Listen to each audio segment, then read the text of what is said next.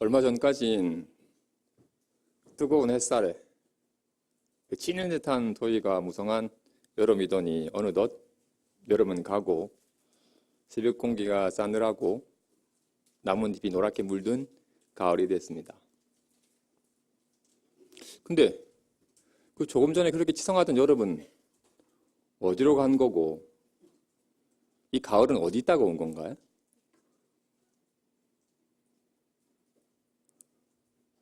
여름이 어디로 간 것도 아니고 가을이 어디 있다가 온 것도 아닙니다. 그죠? 그냥 우리가 살고 있는 이 공간이 태양과의 거리 등 이런저런 인연으로 인해서 잠깐 여름의 모습으로 나타났다가 인연이 바뀌면 가을의 모습으로 나타나는 것이지 여름은 가고 가을이 어디 있다 오는 것이 아닙니다. 그래서 지혜로운 사람은 모든 것은 다 인연 따라 벌어진다는 걸 알기 때문에 항상 인연을 잘 살펴보고 그 인연을 소중히 여깁니다. 일단 우리는 참 좋은 인연입니다. 그죠?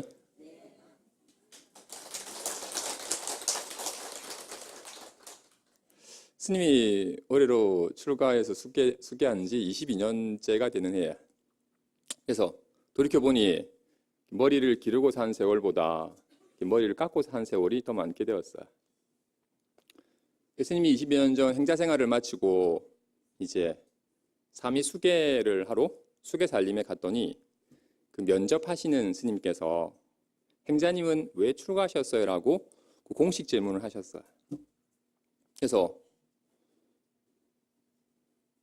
나고 죽는 것이 인생의 가장 큰 일이니 생사의 일대사를 해결하려고 출가했습니다라고 아주 모범 답안을 얘기했던 기억이 나요. 몇 해 전에 제 사제 스님이랑 이런저런 얘기를 하다가 스님은 왜 출가해서 수행하시냐고 물었어요. 그래서 그 스님이 스님, 솔직히 생사의 문제를 해결하려고 수행하는 건 아니잖아요. 그냥 좀 마음 편하게 살려고 수행합니다. 대답하셨어요. 아마 대부분의 불자들에게 왜 수행하시나요? 라고 물으면 그냥 마음 편하려고 수행합니다라고 대답을 할 거야. 근데 출가 수행자의 대답은 좀 달라야 된다고 생각해요. 저는 생사의 문제를 해결하려고 수행해요. 솔직히.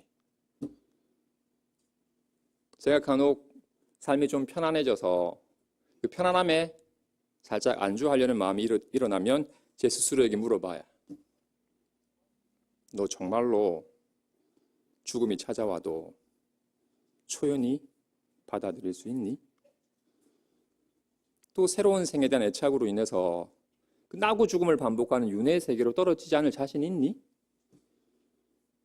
너 정말로 생사의 문제를 해결했니? 라고 자문해 봅니다. 그러면 일시적인 편안함이 잠깐 안주하려고 했던 마음이 가시고 더 깊이 정진함에 나아가게 돼요. 정말로 태어나서 죽는 것이 인생의 가장 큰 일이에요. 그건 무엇보다도 정말로 크고 심각한 문제예요. 우리가 정말 이 죽음의 문제를 해결할 수 있다면 일상사의 작은 일은 저절로 해결될 거예요. 우리는 언젠가 누구를 막론하고 죽음을 맞이할 겁니다. 그때 죽음이 눈앞에 찾아와도 두려워 떨지 않고 죽음을 피해 달아나려 하지 않고 정말 초연히 죽음을 받아들일 수 있나요? 죽음에 걸리지 않고 자유로울 수 있나요? 부처님께서 깨달음을 얻으신 후 당당히 선언하셨어요. 나는 위 없이 높고 바른 법을 깨달았으니 불사를 성취하였다. 당신은 불사의 법을 증득하여 우리에게 죽음에도 걸리지 않는 자유로운 삶을 살 수 있는 길을 열어 보이셨어요. 이제 부처님 법 만났으니 우리도 본래 갖추고 있는 불사의 법을 증득해서 죽음에 마저도 걸림없이 자유로운 삶을 살 수 있도록 해야 됩니다. 여러분들은 이제 본인들이 본래 갖추고 있는 그 불사의 법을 증득해서 죽음에도 걸리지 않는 자유로운 삶을 살고자 하시나요?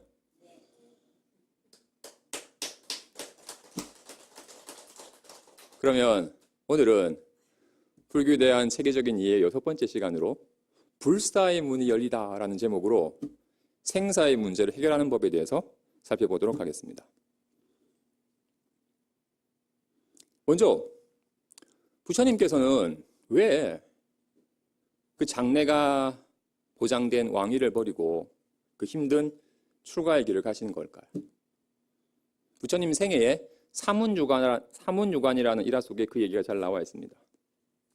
한번 살펴보죠.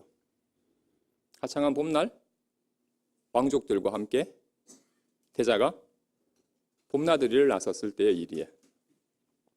그 성의 동쪽문을 나설 무렵에 갑자기 마차 행렬이 멈췄어요. 말들이 급히 놀라서 멈추는 바람에 몇몇은 마차 밖으로 떨어질 뻔했어요. 태자가 물었어요. 갑자기 무슨 일이냐? 그자 마부인 찬타카가 대답하길 그 저놈의 늙은이가 갑자기 튀어나오는 바람에 말들이 놀랬나 봅니다. 어휴, 저 볼품없는 꼬락선이랑 느려 터진 걸음 좀 보십시오. 거기엔 정말로 머리가 하얗게 새고 자글자글 주름진 얼굴의 노인이 길 한가운데 서 있었어요. 지팡이를 의지한 채 서 있는 노인은 허리를 굽히지도 못한 채 숨을 헐떡이고 있었어요. 정말로 바짝 말라가지고 뼈가 말라서 앙상하고 그 이빨이 몽땅 다 빠지고 눈물과 콧물이 범벅되어 있는 모습이었어요. 그러자 마부들은 갑자기 행렬을 방해했다는 듯이 그 노인에게 소리쳤어요. 아이 늙은이 빨리 지나가! 노인이 정말로 그 힘든 몸을 이끌고 부랴부랴 걸음을 옮겼어요. 비실거리는 걸음으로 엎어졌다가 일어서기를 몇 차례나 반복한 채 겨우 길을 벗어날 수 있었어요. 그 광경을 본 태자가 잠시 생각에 잠겨요. 늙는다는 건 참 서글픈 일이구나. 다들 저렇게 생기를 잃은 채 비틀거리는 모습을 다들 싫어하는구나. 태어난 자 누가 늙지 않으랴. 나 또한 저렇게 늙게 될 텐데. 나 또한 저렇게 초라하게 늙어서 사람들이 여심여김을 받게 될 텐데 과연 내가 저희 노인을 비웃고 업신여길 수 있을까? 정말 봄날처럼 빨리 지나가 버리는 이 젊음을 내가 과시하고 자랑할 수 있을까? 동산에서 왕족들이 술에 취해 응천거릴 때 태자는 홀로 숲속을 거닐었어요. 얼마 후에 또 친족들의 성화에 다시금 봄나들이를 나섰어요. 이번에는 성 쪽의 남쪽 문을 나서려고 할 때 그 길가에 정말 더러운 거적대기에 쌓여서 귀신 같은 몰골을 한 사람이 누워 있었어요. 그의 몸에는 온몸에 붉은 종기가 나 있고 그 종기에서 더러운 피고름이 흐르고 있었어요. 보기만 해도 소름이 끼쳤어요. 그는 그 고통에 신음하며 자신이 토해내온 오물을 막 뒹굴고 있었어요. 그 광경을 본 태자가 잠시 생각에 잠겨요. 병든다는 건 정말 괴로운 일이구나. 저 사람인들 저 병듦의 고통을 상상이나 했을까? 그도 예전에는 건강했을 텐데. 그도 미래를 꿈꾸고 하루하루 의욕 있게 살았을 텐데. 근데 지금 뭐라? 도둑처럼 찾아든 병마에 저래도 쉽게 무너지지 않았는가? 어제까지는 친구였던 이들이 마치 모르는 사람처럼 피해가는구나. 마치 본인은 절대 저렇게 되지 않을 것처럼. 어느 누가 병으로부터 자유로울 수 있을까? 나 또한 갑자기 병에 들어 저렇게 고통할 수 있을 텐데 과연 내가 저의 저 신음소리를 흘려버리고 저 기녀의 노랫소리에 흥얼거릴 수 있을까? 나들이를 갔다 올수록 태자의 얼굴에 웃음기가 사라졌어요. 얼마 후 찬나의 손길에 이끌려 동산으로 가던 길이었어요. 성의 서쪽 무렵을 나설 무렵에 한 무리의 장례 행렬을 만나게 돼요. 머리를 풀어진 채 망자의 옷자락을 부여잡고 슬피 우는 이들을 만났어요. 아무리 부귀영화를 누리며 평온한 삶을 살았다 하더라도 죽음이 찾아오면 손 쓸 길이 없었고 그 누구 하나 그를 도와줄 수가 없었어요. 그가 잠시 생각에 잠겨요. 죽는다는 건 정말 두렵고 슬픈 일이구나. 죽음을 피할 수만 있다면 얼마나 좋을까? 근데 누가 죽음을 피할 수 있으랴? 내가 사랑하는 이 또한 저렇게 슬프게 내 곁을 떠나가리라. 나 또한 애타는 울음을 뒤로 한 채 저 죽음의 길을 건너가야 될 텐데. 세상에 온통 괴로움이 가득하구나. 그리고는 성으로 돌아와 마음 한 곳에 담아뒀던 얘기를 부왕에게 꺼내요. 부왕이시여, 저는 출가의 길을 가고 싶습니다. 불안해하던 일이 벌어졌어요. 태자야, 이 나라의 백성들과 가족들을 다시 한번 생각하며 제발 출가하겠다는 말은 말아다오. 내가 네 소원이라면 뭐든지 들어줄게. 제발 출가하겠다는 말만은 말아다오. 부왕이시여, 저의 4가지 소원을 들어주실 수 있으시다면 제가 출가하지 않겠습니다. 제가 영원히 젊어서 늙지 않게 해주실 수만 있다면 제가 출가하지 않겠습니다. 제가 영원히 건강해서 병들지 않게만 해줄 수 있다면 제가 출가하지 않겠습니다. 제가 영원히 살아서 죽지 않게만 해줄 수 있다면 제가 출가하지 않겠습니다. 제가 영원히 사랑하는 이들과 이별하지 않게만 해줄 수 있다면 제가 출가하지 않겠습니다. 태자야, 그런 말을 하지 말아라. 이 땅에 누가 늙지 않고 병들지 않고 죽지 않을 리가 있겠느냐. 누가 듣고서 웃을까 겁나는구나. 하고는 앞으로는 태자의 길에는 노인이나 병든이나 장례 행렬이 보이지 않게 하며 태자의 동산을 더욱 찬란한 보석으로 장엄을 했대요. 그래서 어느 날 태자가 북쪽무를 나설 무렵에 한 여법한 수행자를 만나고는 출가 수행을 결심하셨고, 그리고는 6년간의 수행 끝에 깨달음을 얻어서 불사의 법을 성취하셨어요. 그리고 당당히 선언하세요. 네, 이제 위 없이 높고 바른 법을 깨달았으니 불사를 성취하였다.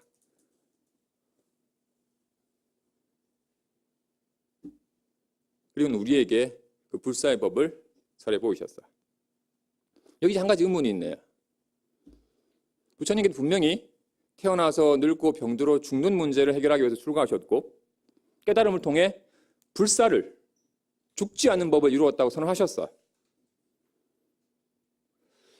근데 부처님께서 2500년 전 이 땅에 태어나서 35세에 성도하신 이후에도 늙어가셨고 때로는 병도 드셨고 80세엔 열반이라는 새로운 명칭을 부여했지만 돌아가셨어요.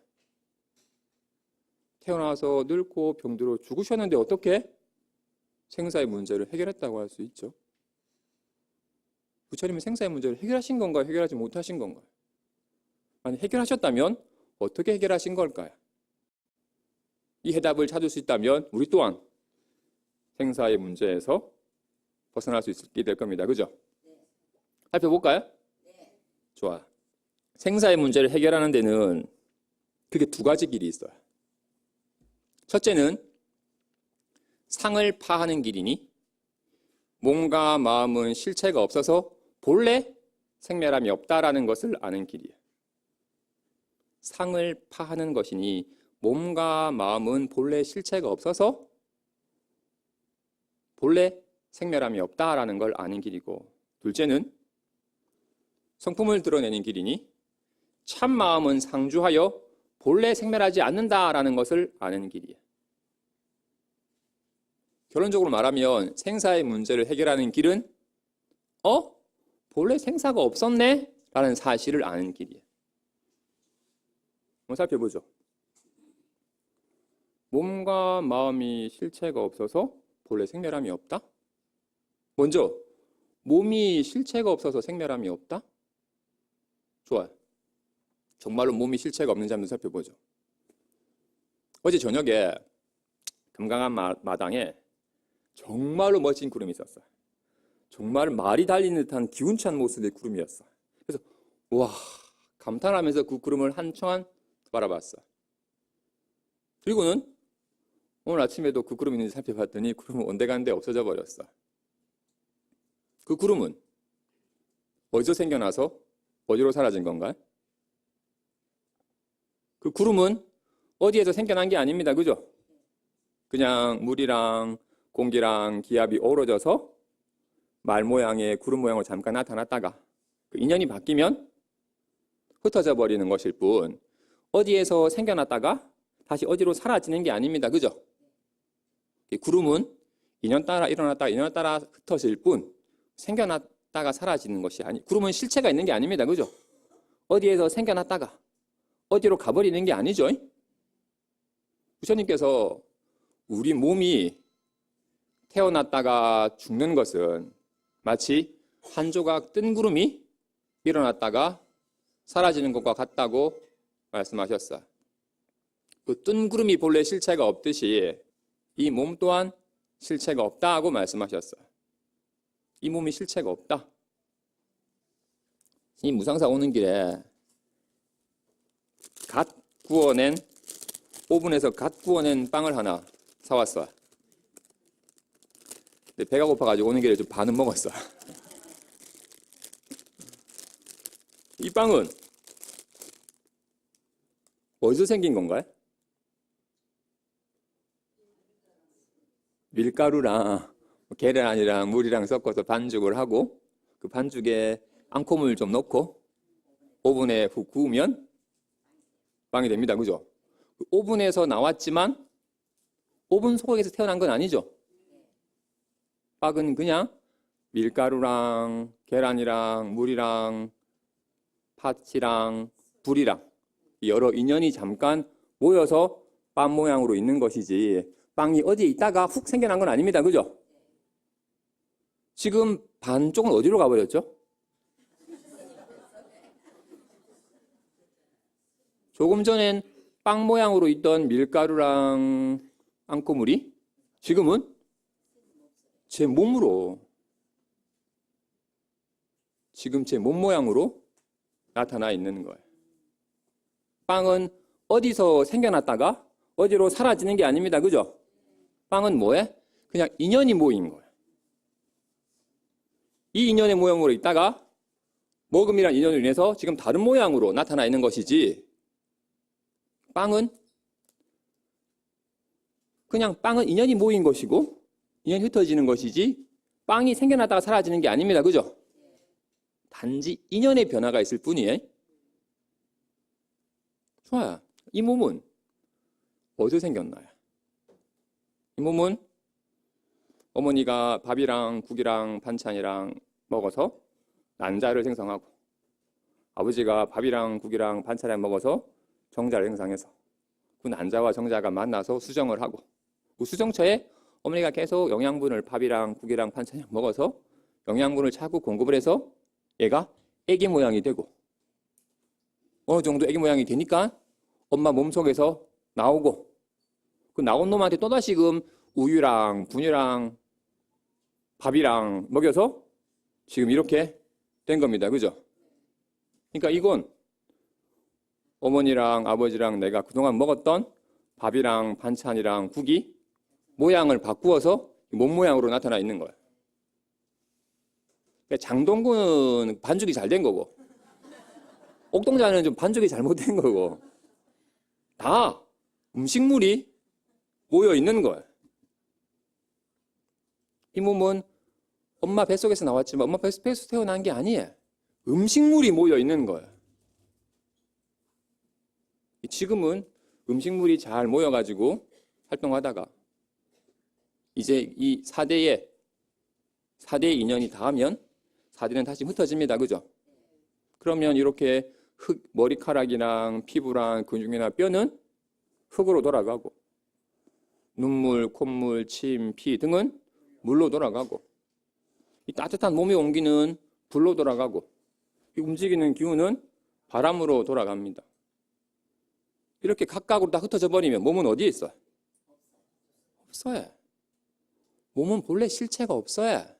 단지 인연이 모여서 이렇게 모여있는 인연을 몸이라 이름하고 이렇게 인연이 모이면 빵이라 이름하고 인연이 모인 것일 뿐 몸이라는 실체가 있는 게 아니에요. 인연이 흩어진 것일 뿐 몸이 사라진 게 아니에요. 그런가요? 몸은 실체가 없거늘 단지 인연이 모인 것이거늘 그것을 우리는 허망분별하여 몸이 있다고 여기고 그 몸이 엄마 몸속에서 태어났다고 여기고 인연이 다 흩어져 버리면 이제 죽었다라고 허망하게 본래 인연이 모이고 흩어짐이 있을 뿐 생겨나고 사라짐이 없거늘 허망하게 생사가 있다고 여겨서 허망하게 생사의 고통을 겪는 거예요. 몸만이 아니라 마음도 실체가 없다고 하는데 좋아요. 지금 제가 이렇게 라이터를 켜면 불이 생겨요. 이 불은 어디 있다가 생긴 거예요? 라이터 속에 있다가 나온 거예요? 제 손에서 나온 거예요? 허공에서 나온 거예요? 그냥 라이터 연료랑 이 공기랑 마찰의 인연에 의해서 잠깐 불이 나타났다가 인연이 흩어지면 나타나지 아니할 뿐 인연이 모이면 나타났다가 인연이 흩어지면 사라질 뿐 불이라고 하는 실체가 어디 있다가 나왔다가 어디로 사라지는 게 아닙니다. 그죠? 누가 괜히 싫은 소리를 해서 짜증나라고 하면 짜증이 나면 이 짜증 어디서 생긴 거야? 저 사람의 싫은 소리에서 생긴 거야? 내 속에 있다가 나온 거야? 허공에서 생긴 거야? 이렇게 싫은 소리랑 내 속의 욕구랑 들음이라고 하는 인연이 모이면 짜증이 훅 나타났다가 흩어지면 흔적도 없어요. 짜증은 어디 있다가 생겨났다가 어디로 사라지고 하는 게 아니에요. 짜증은 실체가 없어요. 단지 인연 따라 나타났다가 인연 따라 사라질 뿐 이와 같이 다 인연이 있을 뿐 끊임없는 인연의 변화가 있을 뿐 무엇이 생겨났다가 사라졌다고 하는 것이 아니라는 것.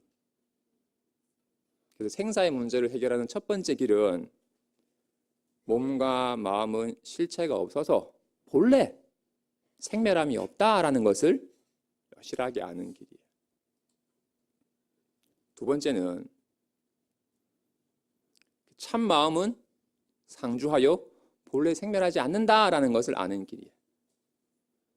참 마음은 상주하기 때문에 생멸함이 없다, 생멸하다 사라지는 것이 아니다라는 것을 여실하게 아는 길이에요. 살펴보죠.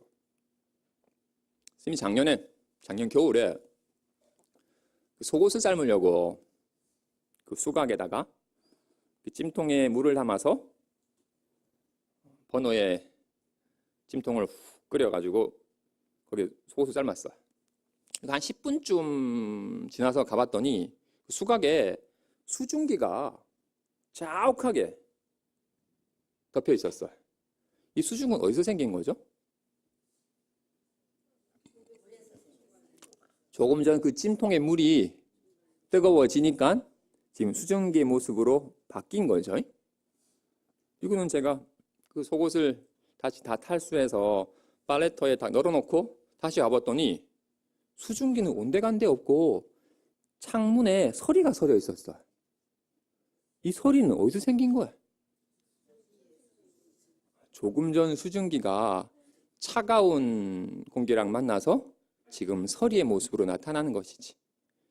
조금 전에 수증기가 서리의 모습으로 바뀐 것뿐이지 서리가 어디 있다가 생겨난 게 아닙니다. 그죠? 온도에 따라 물의 모습, 수증기의 모습, 얼음의 모습으로 다양하게 나타나지만 사실 그것은 다 축축한 습기예요. 습기가 0도에서 100도 사이에서는 물의 모습으로 나타나 있다가 그게 100도 이상이 되면 수증기의 모습으로 나타났다가 0도 이하에서는 얼음의 모습으로 나타나지만 그 모습은 다양하게 온도 따라 변하지만 항상 습기일 뿐이에요. 실제 하는 건 습기가 있을 뿐이에요. 물을 끓이면 팔팔 끓이면 물은 사라지지만 습기가 사라지나요? 물의 모습으로 있던 습기가 수증기 모습으로 바뀌었을 뿐 습기는 안 사라져요. 습기가 사라지고 얼음이 맺혀도 습기는 안 사라져요. 습기는 상주하여 생멸하지 않아요. 습기가 온도 따라 물의 모습이 되었다가 수증기 모습이 되면 물이 사라졌네? 수증기가 생겼네라고 말하지만 사실은 생긴 것도 없고 사라진 것도 없어요. 단지 습기가 인연 따라 모습을 달리한 것일 뿐 생겨난 것도 없고 사라진 것도 없어요. 확실해요?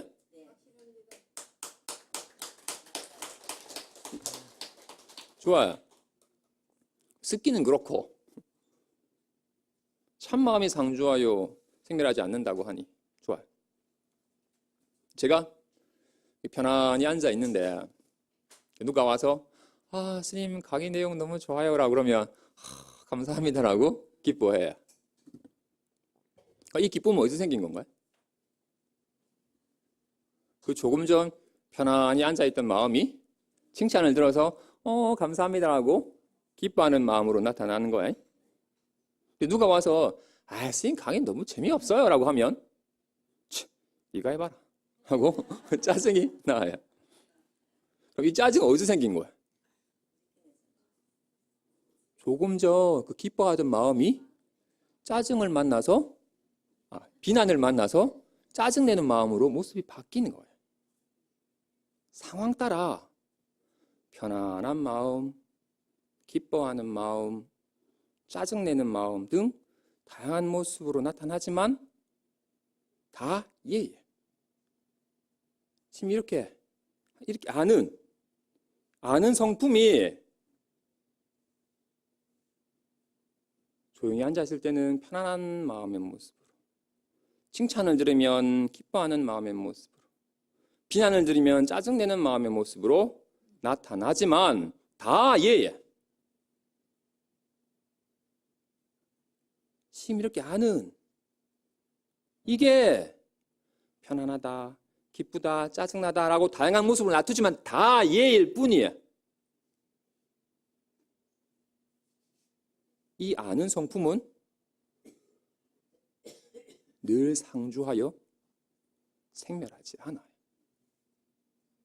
인연 따라 기쁨은 생겨났다가 사라지지만 얘는 안 사라져요. 얘가 참 좋다, 얘가 싫다. 모습은 인연 따라 생겨났다 사라지는 듯 하지만 항상 얘가 모습만 바뀐 것 뿐이기 때문에 얘는 안 사라져요. 늘 습기가 온도 따라 물의 모습, 수증기의 모습, 얼음의 모습으로 바뀌지만 늘 습기가 있었을 뿐이듯이 항상 이 아는 얘가 참 편안하다, 기쁘다, 짜증나다라 다양한 모습을 놔두지만 다 얘일 뿐이에요. 이 아는 성품은 상주하여 생멸하지 않아요. 좋아요. 내가 입고 있는 옷이 오래되어서 낡으면 내가 늙어진 건가요? 아닌가요? 옷이 오래되어서 낡아도 내가 늙어진 건 아니에요? 아니죠? 왜냐하면 옷이 내가 아니니까. 옷은 내가 아니니까. 근데 옷은 왜 내가 아니죠? 옷은 내가 필요해서 잠깐 입었다가 인연이 닿으면 벗어버릴 수 있는 거니까. 인연 따라 잠시 와서 머물다가 인연 따라 가버리는 건 내가 아닙니다. 그죠? 옷이 내가 아닌 이유는 인연 따라 잠시 와서 입고 있다가 인연이 닿으면 벗어버릴 수 있는 거기 때문에 내가 아니에요. 옷만이 아니라 지금 쓰고 있는 모자나 지금 쓰고 있는 안경도 내가 아니죠. 왜냐하면 벗어버릴 수 있으니까. 그래서 벗어버릴 수 있는 것은, 다시 온 곳으로 보내버릴 수 있는 것은 내가 아니에요. 확실한가요? 좋아요. 분명히 모자랑 안경은 벗어버릴 수 있으니까 내가 아니죠. 그럼 머리카락은 난가요? 어제 제가 이쁘게 하려고 머리카락 삭발하고 왔어요. 머리카락 깎아버렸어요.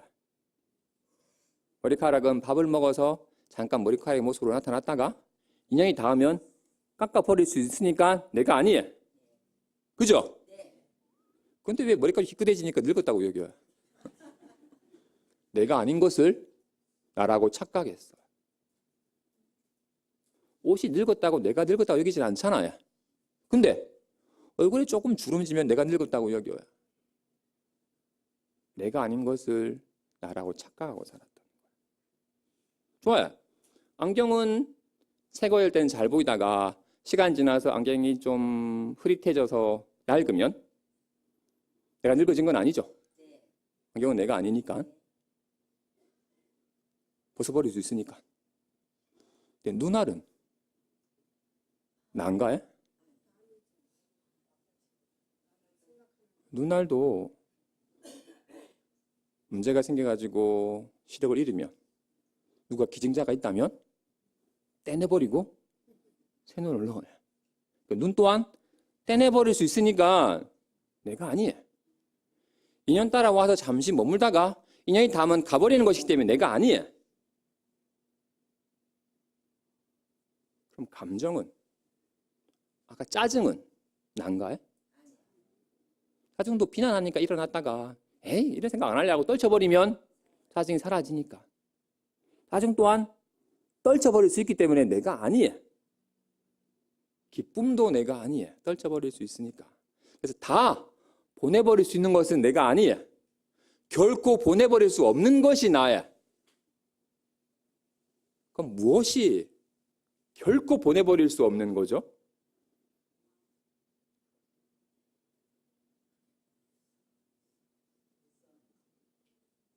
지금 아까 살펴봤던 지금 아는 게 있나요? 그죠? 지금 아는 게 있으니까 보죠? 듣고 생각도 하고 기쁘도 하고 짜증도 하고 뭔가 지금 이렇게 아는 게 있으니까 편안하다, 기쁘다, 짜증낸다 뭔가 나타나는 거예요. 아는 게 있죠? 좋아요. 이건 옷은 벗어버릴 수 있는데 이 아는 것은 벗어버릴 수 있나요? 이거는 안 벗어지네. 머리카락은 깎아버릴 수 있는데 이것도 깎아버릴 수 있나요? 이거는 안 버려지네. 짜증은 내가 왜 이런 생각하지? 짜증을 훅 털쳐버릴 수 있는데 짜증이 떨쳐져도 아는 얘는 안 떨쳐지네. 모든 것들은 다 인연 따라와서 잠깐 머물다가 인연이 되면 가버리는, 보내버릴 수 있는 건데 얘는 보내버릴 수가 없네. 어떻게 보내버릴 수 없나? 없어요. 얘는 어떻게 보내버릴 수가 없어요. 이게 나의. 결코 보내버릴 수 없는 것이 나지. 인연 따라 와서 잠깐 머물다가 인연 따라 가버리는 건 절대로 내가 아니에요. 잠깐 인연 따라 완 동안, 머무는 동안 잘 소중히 여기고 관리해야 될 뿐. 마치 손님처럼 오면 잘 대접은 해야 되지만 그 사람 가버리는 사람이기 때문에 주인이 아니에요.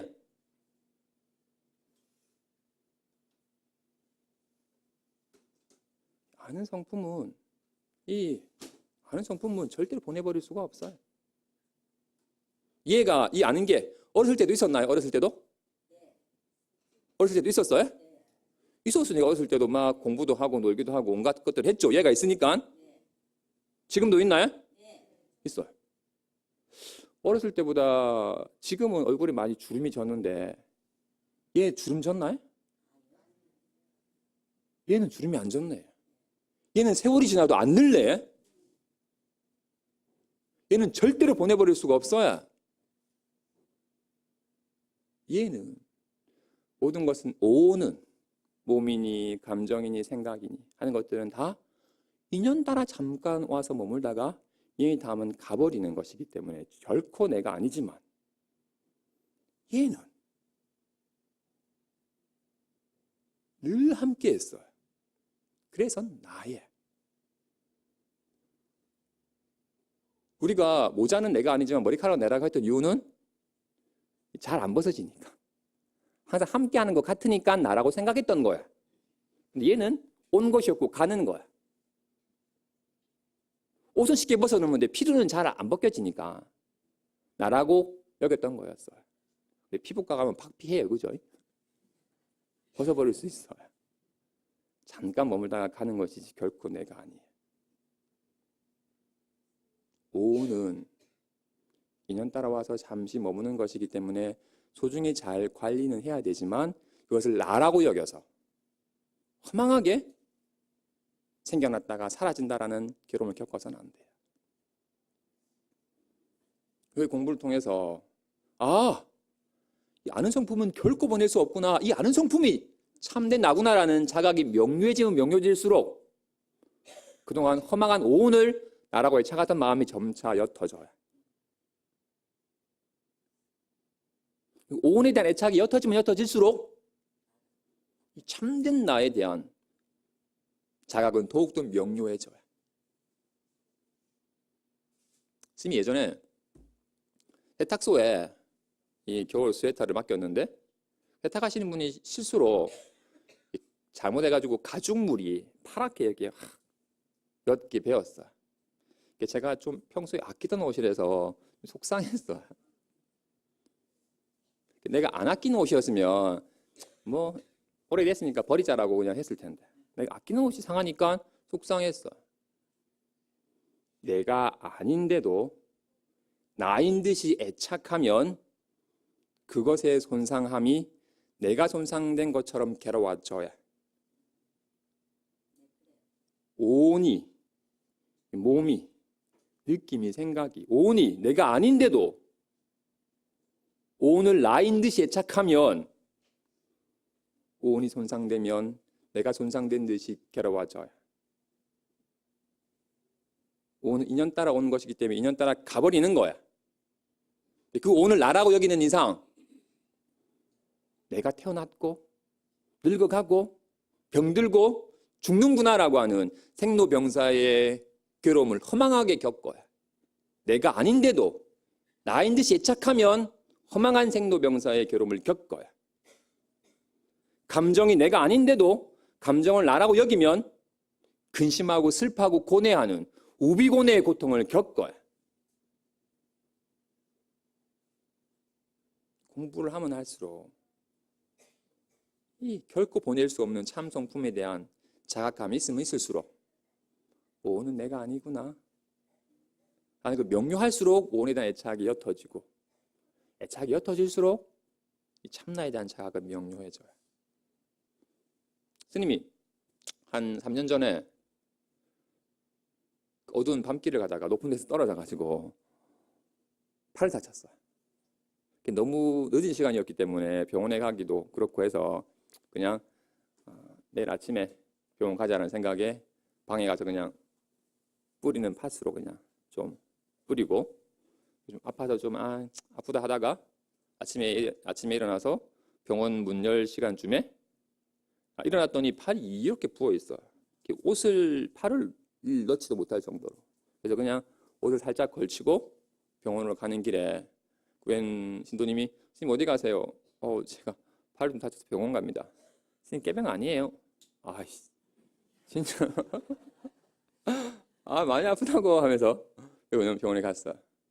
병원에 가서 촬영해 봤더니 이 분쇄 탈골 이 뼈가 탈골됐고 이거는 뼈가 세네 조각으로 뼈가 분쇄돼 가지고 높은 데서 떨어져 가지고 의사분이 아니 이렇게 이 상태면 너무 아파서 잠도 못 잤을 텐데 어떻게 참았냐고.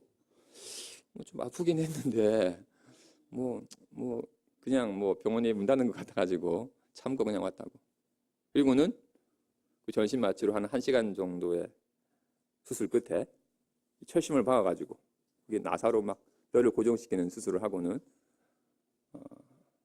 한 달 정도 이렇게 생활을 했어요. 그리고는 여기 막 철심을 뽑고 끼고 하는다고 여기 막 상처가 좀 많이 나 있어요. 예전에 저였으면 이 몸에 흉터난 것 때문에 속상해하고 아픈 감정 때문에 아픈 느낌 때문에 막 괴로워했을 텐데 오는 인연 따라 잠시 와서 인연이 닿으면 가는 것으로서 그냥 잘 관리할 뿐 내가 아니라는 자각이 명료하면 명료할수록 몸에 대한 애착이 점차 옅어져요. 그리고 이 고통 또한, 통증 또한 인연이 돼서 나타났다, 인연이 가는 것이기 때문에 이 통증을 너무 혐오하지도 않아요. 또 뭔가 좋은 느낌을 누리기 위해서 막 그걸 갈구하지도 않아요.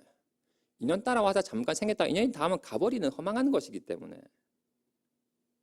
인연 따라 살 뿐 몸에 대한 애착이 점차 옅어집니다. 그러면 그럴수록 생로병사가 착각이었고 우비고뇌가 실체가 없다는 걸 알아요. 자신의 본래 성품을 깨달아서 본래 생사가 없음을 알아 라고 죽음에 걸리지 않는, 죽음에도 걸리지 않는 자유로운 삶을 사시는 불자 되시기 바랍니다. 사랑합니다. 성불하십시오.